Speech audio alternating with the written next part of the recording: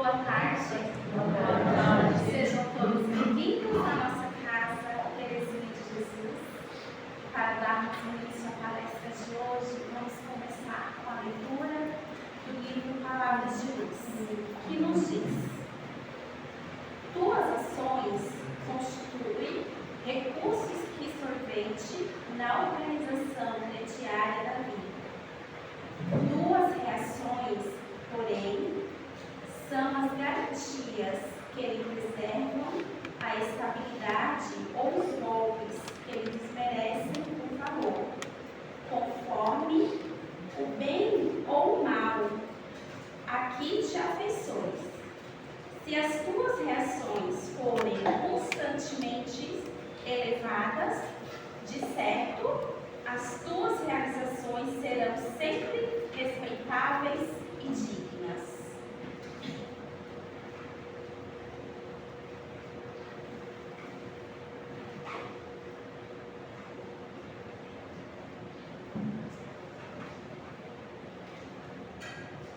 Fechamos nossos olhos,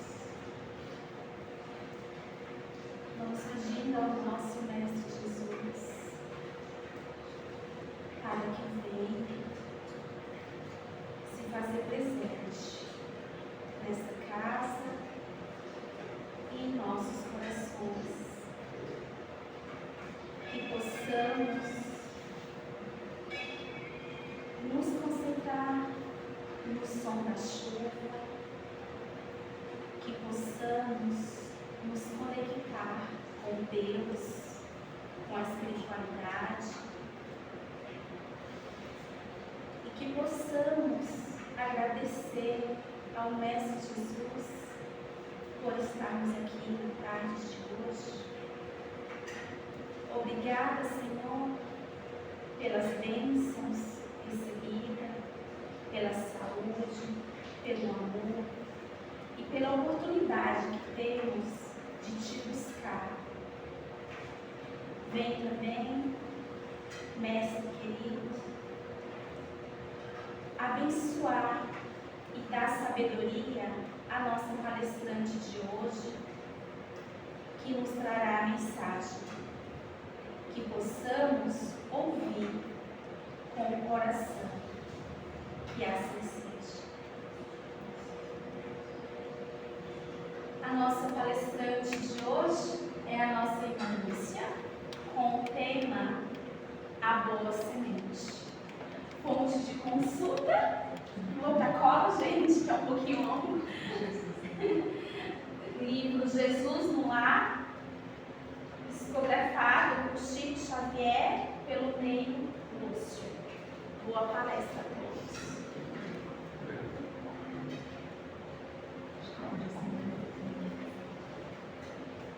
Boa tarde a todos. Boa tarde.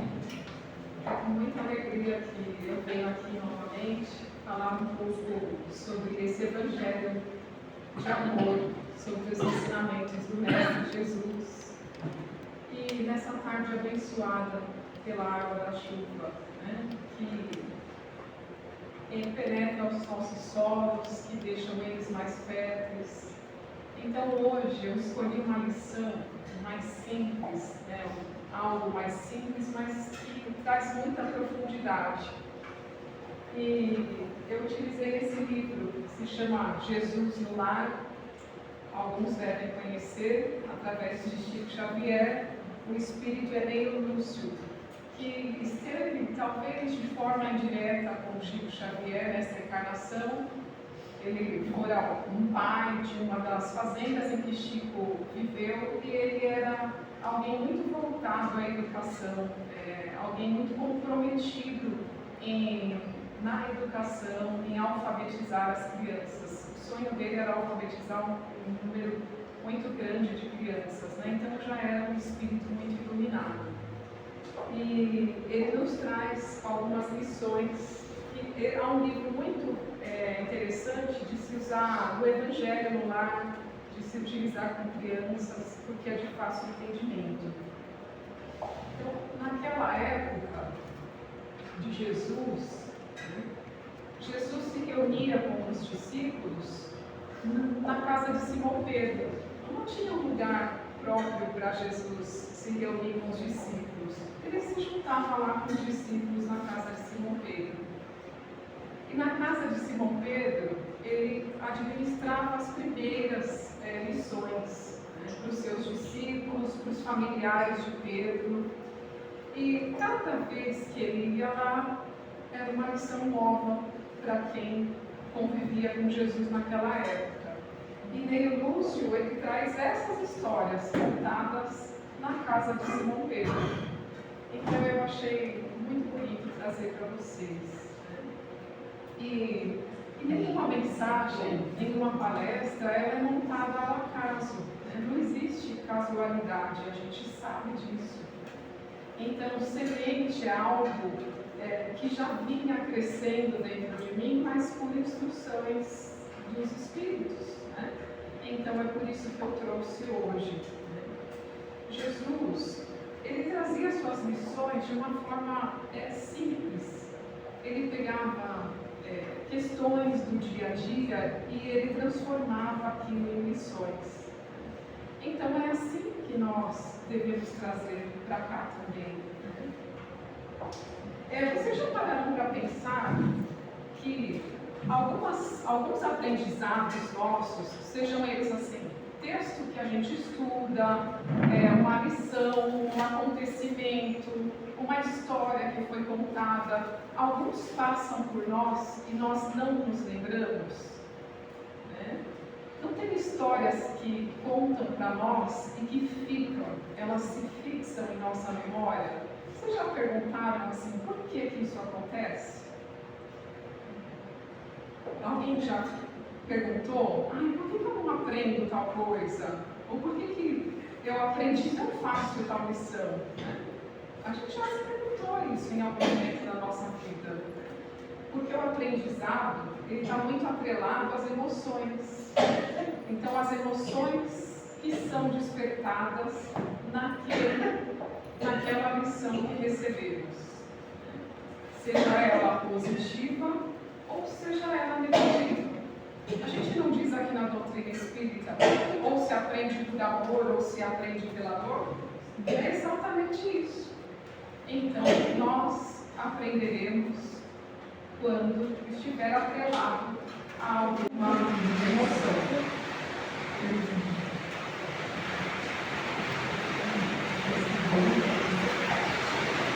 Agora eu vou ter que falar um pouquinho mais alto. Se estiver baixo aí atrás, me avisem. Sem tecnologia acessível naquele tempo de Jesus, como que era feito o aprendizado? Era através da observação da natureza. Está baixo? Está muito baixo?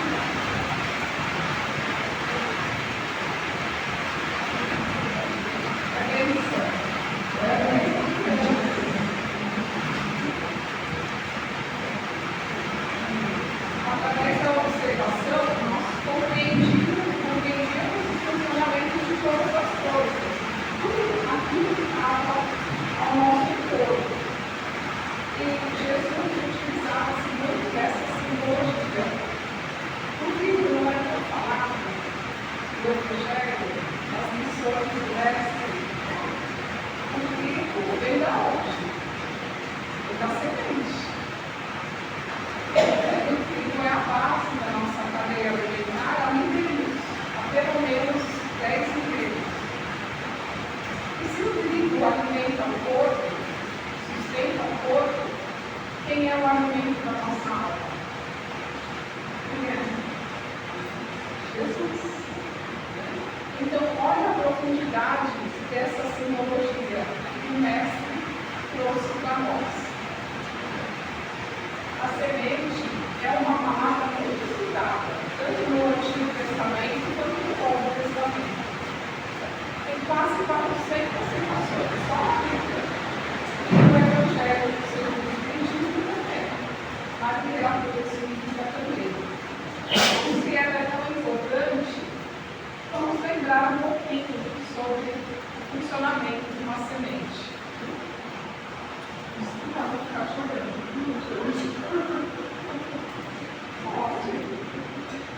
A primeira importância da semente é a durabilidade dela. Alguém aqui sabe quanto dura uma semente? Tem ideia? Abriu a porta? Muito bom. Quantos anos assim vocês acham que pode durar uma semente? 10, 15, um ano? Chupa!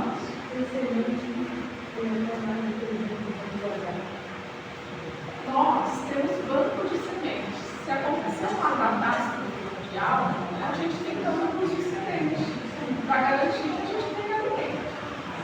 Então, uma semente pode durar muitos anos. Arqueólogos descobriram lá no tempo de Herodes algumas sementes. E eles pegaram essas sementes e dataram essas sementes.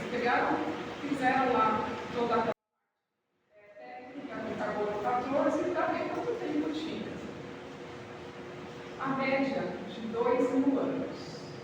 2.000 anos a semente dura. Já é a primeira lição para nós. Né? Se a gente está relacionando a semente com o ensinamento de Jesus, olha a durabilidade dele também. E aqui eu trouxe essa árvore, olha, porque uma das sementes que eles acharam no tempo de Herodes, eles não quiseram datar, eles plantaram. E a semente nasceu, germinou e cresceu. Então pode pesquisar no Google, na Mareira da Judéia, ela se chama Matusalém, pela idade que ela tem, onde ela produz frutos. Então essa é a primeira lição que a gente tem com as sementes. E dentro de uma porção tão pequena, carrega informações valiosas.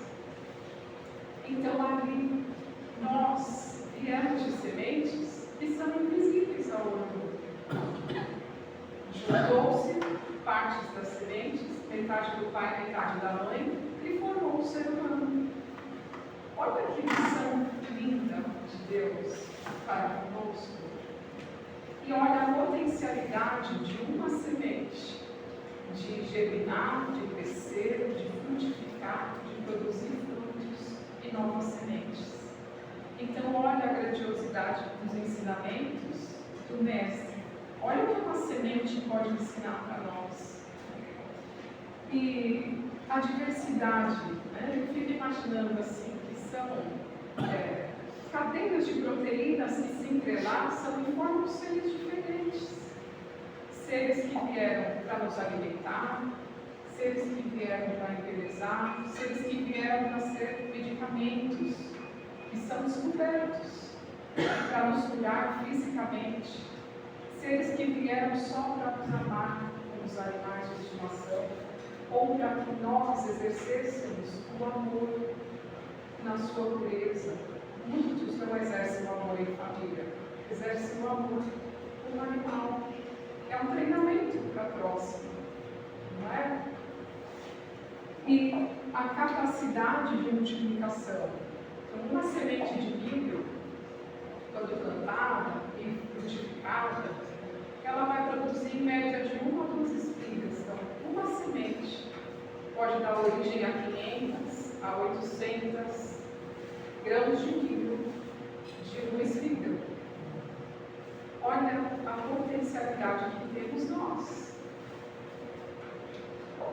E como a gente não pode aprender com isso? Aprendemos com isso. Era assim que Jesus nos trazia. Qual que é a parábola mais famosa de Jesus? A parábola do semeador.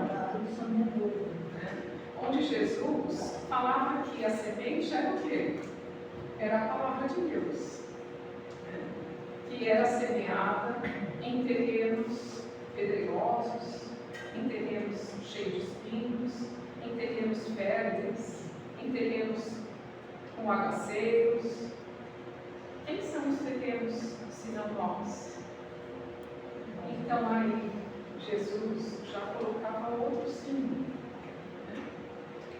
E se a gente não tiver condições de fazer com que essa semente progrida, então a aí já tem a importância de cuidarmos do quê? Da nossa casa mental. Eu aponto para a cabeça, sim, mas a gente sabe que a casa mental não está no cérebro. Está onde? No espírito. O cérebro só é um instrumento da nossa casa mental. Então é ali que se encontram as informações mais valiosas e as condições necessárias para que essa semente germine. Joana de Ângeles, André Luiz, Manuel Filomeno de Miranda, Emmanuel, eles trazem muito a respeito disso, mas muito mesmo. Eu acho a bondade tamanha deles, porque desencarnados já estão num patamar tão elevado, mas eles fizeram questão de nos trazer essas lições, porque é muito importante para nós, enquanto encarnados.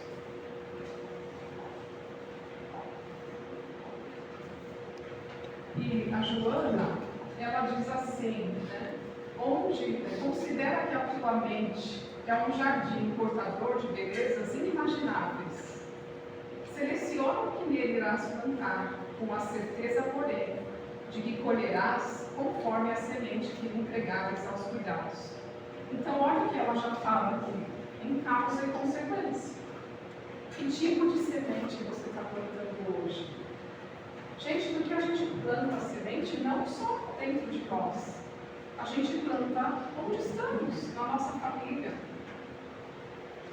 Não tem um ditado? Quem planta, eu até coloquei aqui para eu não esquecer, quem semeia vento vai colher tempestade. Então, que tipo de semente eu estou plantando? Eu estou plantando o amor?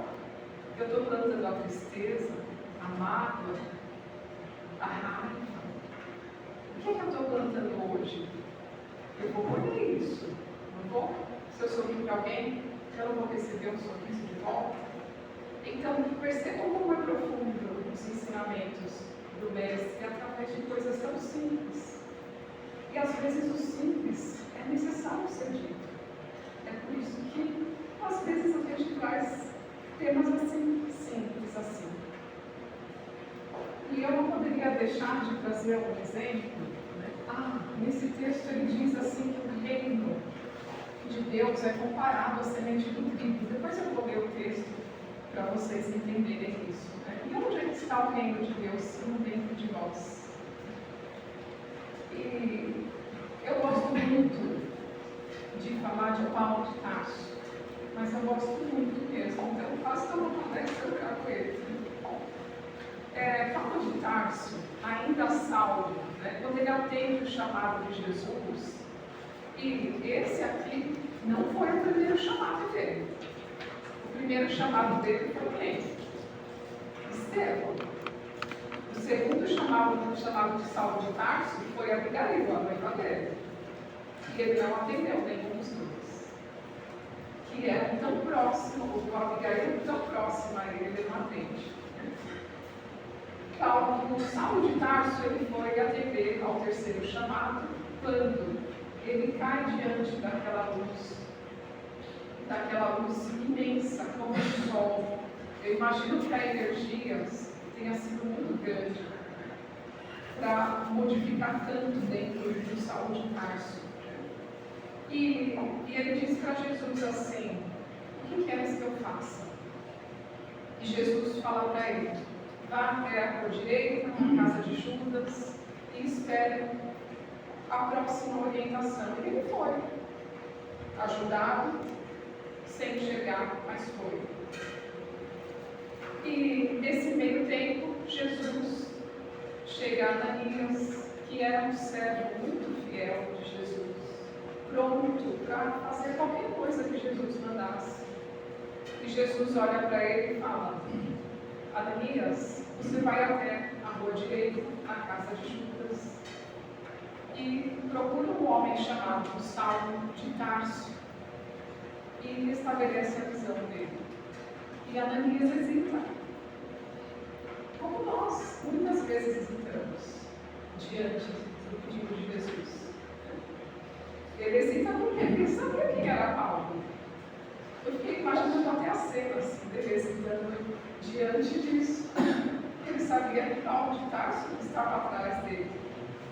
salvo.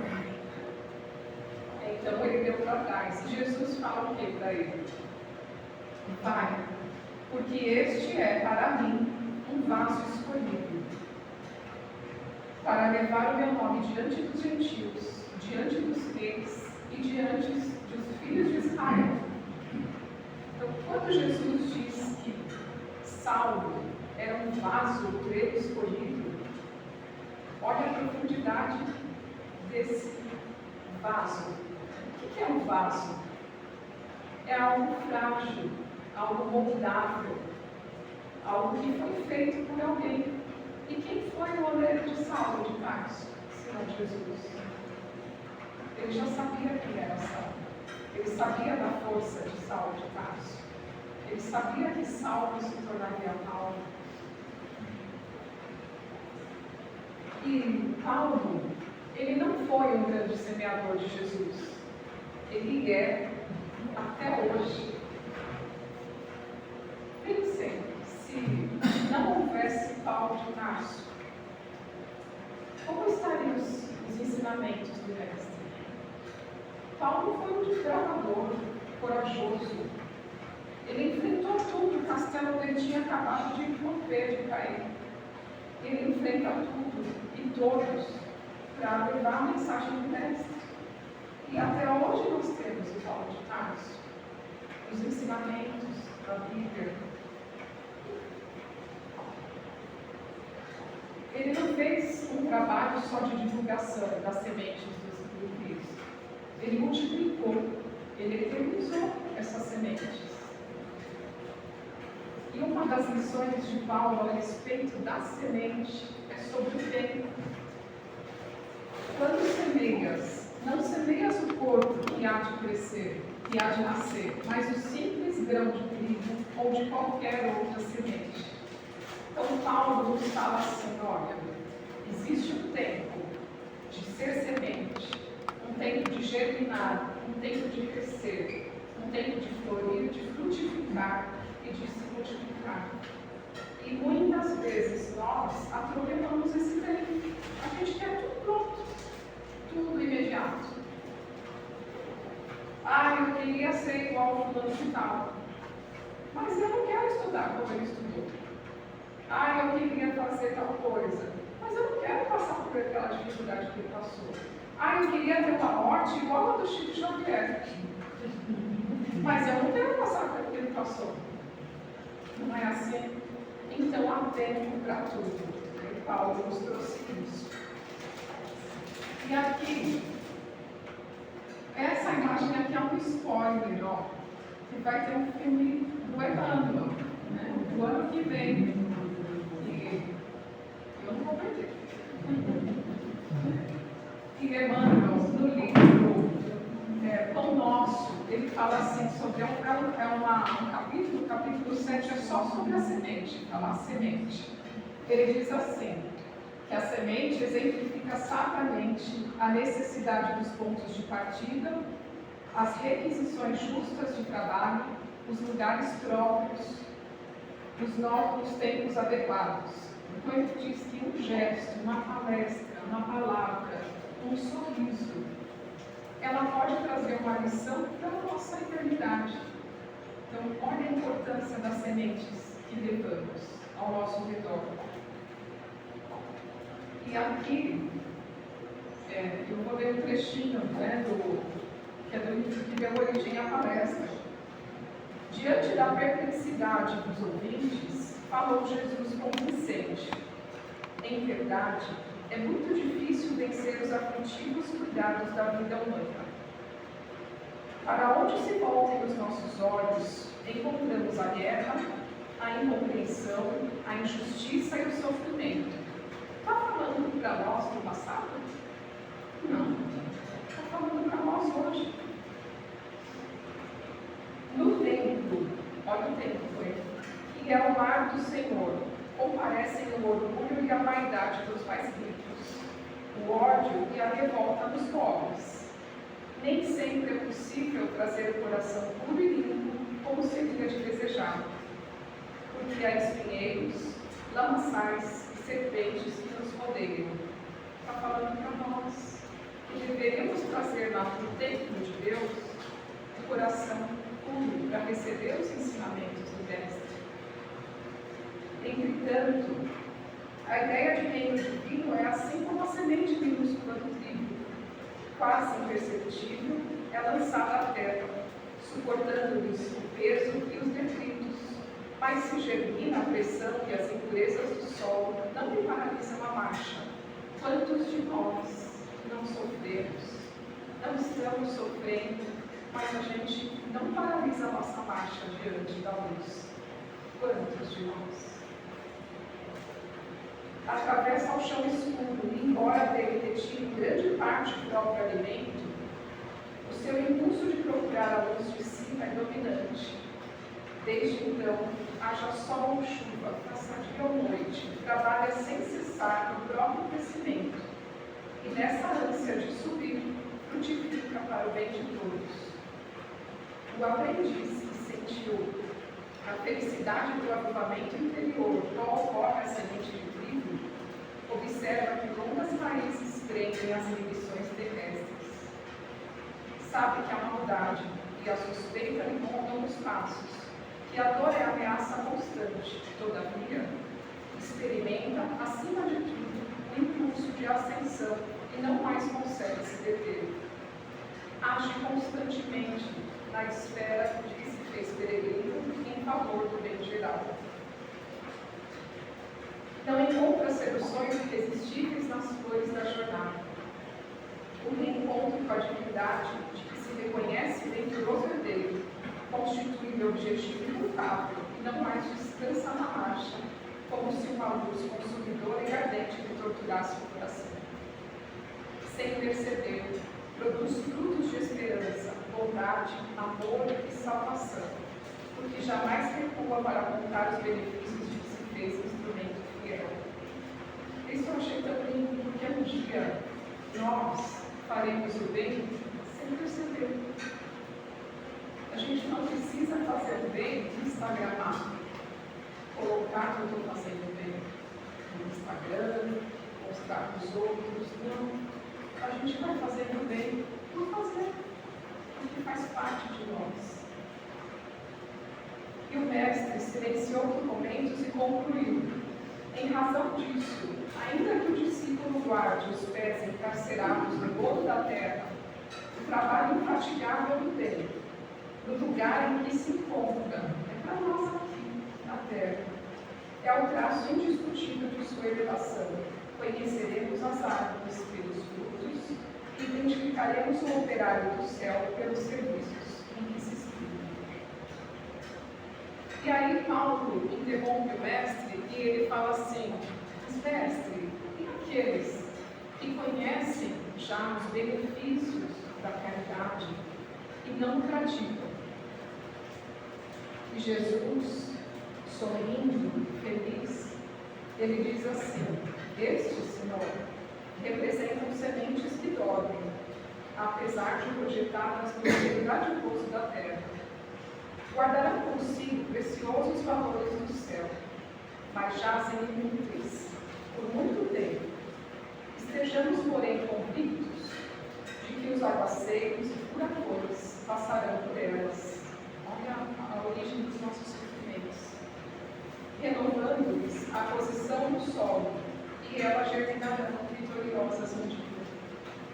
Nos campos de nosso Pai, há milhões de almas assim, aguardando as tempestades renovadoras da experiência, para que se dirijam à glória do futuro.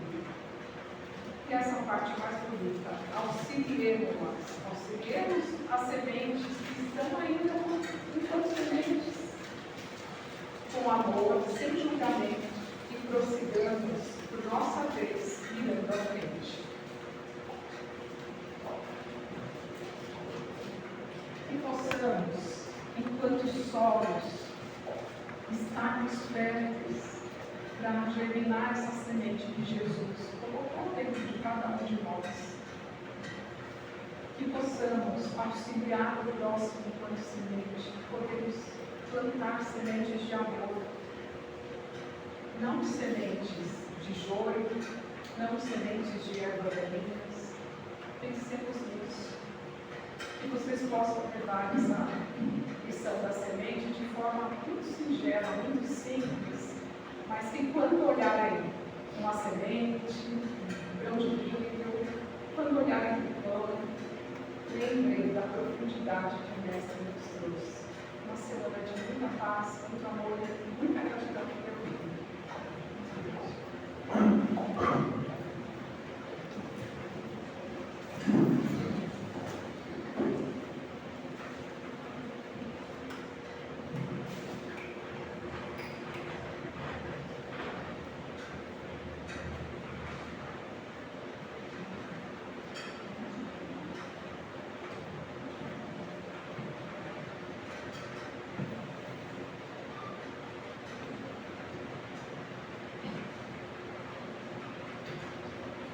Fechamos nossos olhos mais uma vez. Cada um possa examinar-se próprio, se abrir para o Mestre Jesus, sem medo, sem receio, pois a Ele tudo podemos confiar. Pois Ele nos conhece, Ele nos chama pelo nome, e o melhor de tudo, Ele não nos condena, Ele não nos julga se estamos fazendo certo ou errado. Ele fica torcendo cada um de nós e esperando o tempo de cada um, sem desistir, sempre nos dando, nos oferecendo oportunidades, através de pessoas que convivemos, ou através de desconhecidos, aparentemente, mas que Deus tem um chamado para cada um. Que possamos estar dispostos a ouvir e aceitar, pois é um chamado necessário para a nossa transformação, para a nossa evolução, para o nosso testemunho de que Cristo pode fazer com que possamos ser uma linda provação, que possamos ser bons exemplos, que possamos aprender com o Mestre, que possamos deixar ser usado por Ele, pela espiritualidade, que dos nossos lábios saiam palavras de conforto, de amor, de gratidão, de fé e de esperança. Que possamos buscar sermos melhores a cada dia, mas não para mostrar para o mundo, mas sim para nós mesmos. Que possamos ser exemplos de amor no nosso lar, na nossa família, onde quer que estamos.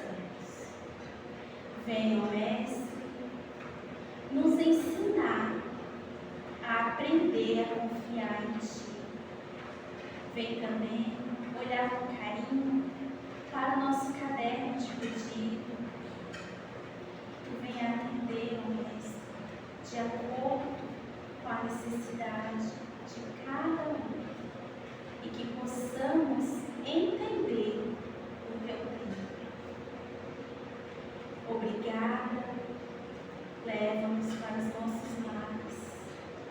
Dá-nos uma semana abençoada e certo de que contigo podemos ser sempre, a cada dia, um pouquinho